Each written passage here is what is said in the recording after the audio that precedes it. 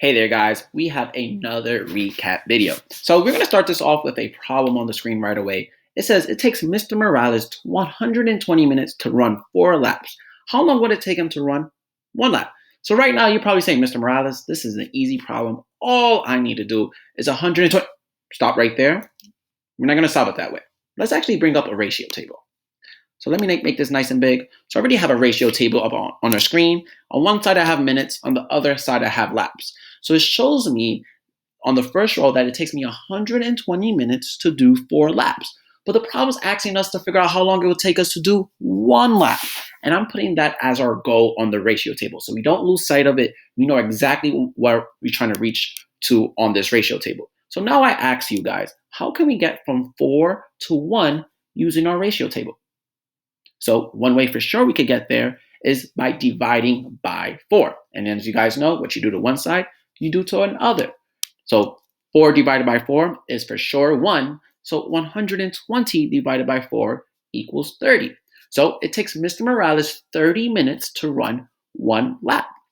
So then right now, you're probably saying, but Mr. Morales, I could have just used a simple expression, 120 divided by 4. And you're right. But I wanted us to get to this point after we use the ratio table. So when I show you the next 2 problems we're about to work at, you already know the expression we're about to use, division. So I have another problem. It takes Mr. Morales 15 minutes to run 1/4 of a lap. How long would it take me to run 1 lap? So right now you're saying, okay, Mr. Morales, I could do 120 divided by 4, but how do I do 15 divided by 1/4? Well, we're going to make a ratio table again. So right now, I have on the left side minutes, right side laps, and it shows that it takes me 15 minutes to run 1/4 of a lap. But once again, 1 is our goal. We want to figure out how long it takes me to run 1 lap. So how can we get from 1/4 to 1?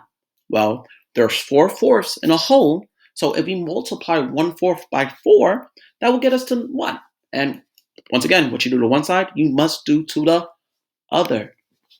So 1/4 times 4 is 1. So 15 times 4 equals 60. So it takes Mr. Morales 60 minutes to run 1 lap. So, whoa, Mr. Morales, that wasn't that bad after all. So this is what we're going to be using when we see division problems. And definitely if you see a fraction, don't get scared, don't get worried, don't get frightened. Because we all know how to use ratio tables. I got one more problem for you before we wrap up this video. So it takes Mr. Morales 15 minutes to run 3/4 of a lap. How long would it take him to run 1 lap? So once again, the expression would just be 15 divided by 3/4. And this one's a little bit trickier.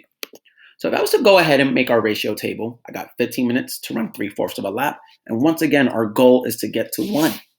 You're probably saying, but Mr. Morales, what do I multiply 3/4 by to get to 1?